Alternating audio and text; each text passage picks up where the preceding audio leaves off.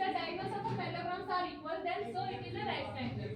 तो आपको पहले क्या गिवन में दे क्या रखा है, आपको ये दे रखा है कि कोई पैरेललोग्राम है, मान लो ABCD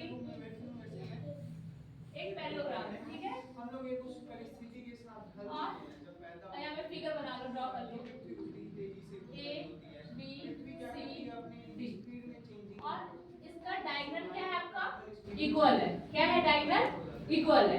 डायगोनल इक्वल होने का मतलब आपको क्या गिवन में दे रखा है AB हमारा CD के बराबर है। टू प्रूफ क्या करना है, टू प्रूफ हमें करना है ये चीज कि angle A equal to angle B equal to angle C equal to angle D 90 degree के बराबर है। अब हम करते हैं, अब हम एक ट्रायंगल क्या ले लेते हैं A B C, ये वाला ट्रायंगल ले लो और ये वाला ट्रायंगल ले लो। ऐसा इसलिए हमें ये पता है ABCD पैरेललोग्राम है तो हमारा AB CD के बराबर है, AB नहीं AC हमारा BD के बराबर है। और हमें ये भी पता है कि पैरेललोग्राम में अपोजिट साइड इक्वल भी होते हैं। तो हमें ये भी पता है कि AB हमारा CD के बराबर है और AD हमारा BC के बराबर है। अब 200 हम लेंगे ट्रायंगल ये वाला ABC, triangle ABC and triangle BCD, ये वाला ट्रायंगल BCD। अब इसको कॉन्ग्रुएंट प्रूफ करेंगे तो ये बताओ इसकी अपोजिट साइड बराबर होगी क्योंकि ये पैरेललोग्राम है ना। AB हमारा CD के बराबर होगा, अपोजिट साइड्स आर इक्वल इसके कारण, ठीक है। और अब क्या होगा इसके अपोजिट एंगल भी इक्वल होंगे तो हमारा एंगल D जो होगा एंगल C के बराबर होगा with opposite angles are equal.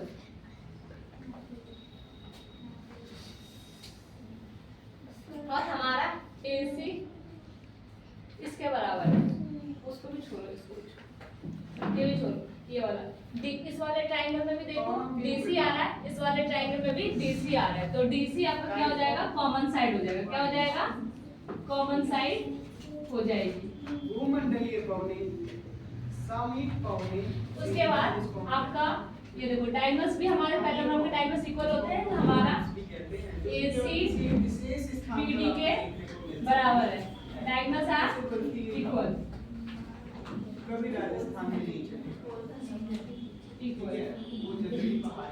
उसके बाद हम अब क्या बोल सकते हैं ट्रायंगल ABC कॉन्ग्रुएंट होगा ट्रायंगल BCD होगा।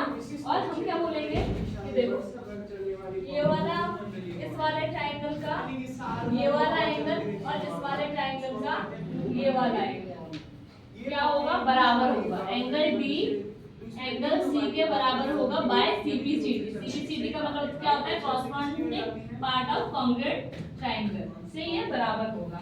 और हमें पता है कि ABCD के पैरेलल है तो उससे हम ये बोल सकते हैं एंगल D प्लस में एंगल C 180 डिग्री के बराबर होगा को इंटीरियर एंगल से। किससे को इंटीरियर एंगल से।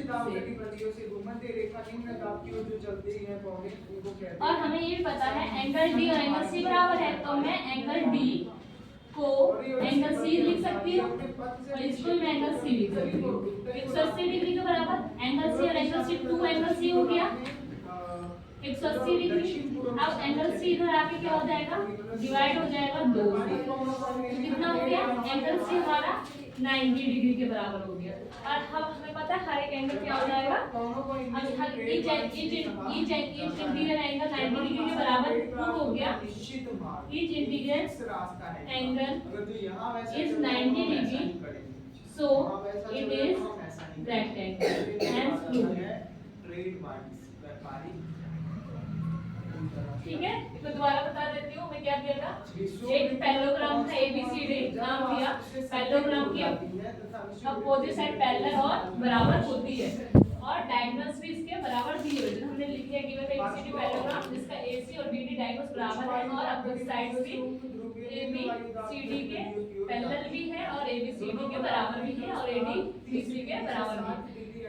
हमें प्रूफ क्या करना था, angle A, angle B, angle C, angle D सारे हर एक एंगल 90 डिग्री के बराबर है। हमने दिखाया, हमने ये वाला ट्रायंगल लिया ABC ले लिया और हमने एक एंगल CDB ले लिया। उसका हम दोनों में देखा कि ABCD के बराबर है क्योंकि अपोजिट साइड्स पैरेललोग्राम में बराबर होती है। DC के और दोनों ट्रायंगल में DC ये वाली साइड कॉमन आ रही है तो इसलिए दोनों साइड बराबर होगी। AC और BD दोनों डायगोनल्स बराबर थे इसलिए लिख दिया। अब तीनों चीज साइड से क्या हो गई आपकी कॉन्ग्रुएंट हो गई। क्या हो गई, कॉन्ग्रुएंट हो गई। अब हम क्या लिखते हैं, कॉन्ग्रुएंट होने का बोल सकते हैं ये वाला इस वाले ट्रायंगल का ये वाला एंगल, इस वाले ट्रायंगल का ये वाला एंगल दोनों CBCD से बराबर हो गया और हमें पता है AB पैरेलल CD के बराबर है तो हम बोल सकते हैं एंगल D और एंगल C प्लस में 180 डिग्री के बराबर होता है कोइंटीग्रेट एंगल से। अब हम एंगल D हमारा एंगल C के बराबर था तो यहाँ पे हम एंगल D के बदले एंगल C लिख सकते हैं और एंगल C प्लस में एंगल C 2 एंगल C हो गया। अब 180 डिग्री के बराबर 2 इधर जाके डिवाइड में होगा, 2 से 180 को काटेंगे तो कितना आएगा 90 डिग्री। एंगल C 90 डिग्री हर एक इंटीरियर एंगल 90 डिग्री के बराबर है, इसका हम क्या बोल सकते हैं, so it is a rectangle, hence proof.